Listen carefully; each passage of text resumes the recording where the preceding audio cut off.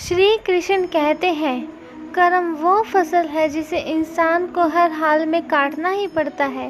इसलिए हमेशा अच्छे बीज बोएं ताकि फसल अच्छी हो। आज हम आपको ऐसी कहानी सुनाएंगे जिसे सुनकर आपको कर्मों के महत्व के बारे में पता चलेगा। तो चलिए शुरू करते हैं। एक 26 साल का नौजवान लड़का था। उसकी नई नई शादी हुई थी। शादी के कुछ ही समय बाद उसके पिताजी की मृत्यु हो जाती है। अब जब उसके पिताजी नहीं रहे और उसकी माता अकेली रह गई तो उस लड़के को उसकी माता बोझ लगने लगती है। वो लड़का अपनी माता को एक वृद्धाश्रम में बेच देता है। वो लड़का बीच बीच में कई बार वृद्धाश्रम में जाता है और अपनी माँ की खबर अंतर पूछ लेता है कि वहाँ पर माँ ठीक तो है ना। कुछ समय के बाद वृद्धाश्रम में से कॉल आता है कि उसकी माता की तबीयत बहुत ज़्यादा ख़राब है, उसे देखने के लिए आ जाओ। वो लड़का अपनी माता की तबीयत देखने के लिए वृद्धाश्रम पहुंचता है। वो वहां पर जाके देखता है कि उसकी माँ की तबीयत काफ़ी ख़राब है। डॉक्टर ने भी उन्हें बोल दिया था कि अब उसकी माता ज़्यादा दिन नहीं जी पाएगी। अब जब उसे पता था कि मेरी माँ अब ज़्यादा दिन नहीं जी पाएगी, तब वो अपनी माँ से पूछने लगता है कि माँ, आप मुझे बताइए कि आपकी आखिरी इच्छा क्या है।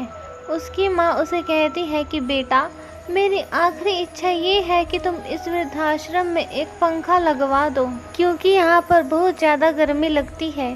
तब उसका बेटा माँ से कहने लगता है कि माँ, पर आप तो अब ज़्यादा दिन यहाँ पर नहीं रहने वाले हो, तो फिर आपको क्यों यहाँ पर पंखा लगवाना है। तब उसकी माता उसे बताती है कि बेटा, मैंने तो जैसे तैसे करके इतनी गर्मी में भी यहाँ पर अपना जीवन व्यतीत कर लिया, किंतु जब तुझे तेरे बच्चे वृद्धाश्रम में बेचेंगे तब तो इस गर्मी को नहीं सहन कर पाएगा, और मैं नहीं चाहती हूँ कि मेरा बच्चा दुखी हो। माता की बात सुनते ही उस लड़के की आंखें नम हो जाती हैं। शिक्षा। हमने जैसा व्यवहार दूसरों के साथ किया होता है, वैसा ही व्यवहार दूसरे हमारे साथ करते हैं। जैसा व्यवहार आप अपने माता पिता के साथ करते हो, वैसा ही व्यवहार आपके बच्चे आपके साथ करेंगे।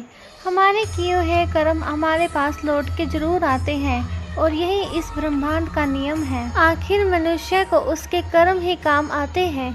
जिसने अच्छा कर्म किया होता है उसके साथ अच्छा होता है, और बुरे कर्म करने वाले लोगों के साथ बुरा होता है। इसलिए हमें हमेशा अच्छे कर्म ही करने चाहिए ताकि हमारे साथ अच्छा हो। आखिर हमारे साथ हमारे कर्मों की दौलत ही तो आने वाली है। आशा है कि आपको ये कहानी अच्छी लगी होगी। ऐसी ही और कहानियों को सुनने के लिए हमारे channel the quest of spirit से जुड़े रहिए। धन्यवाद।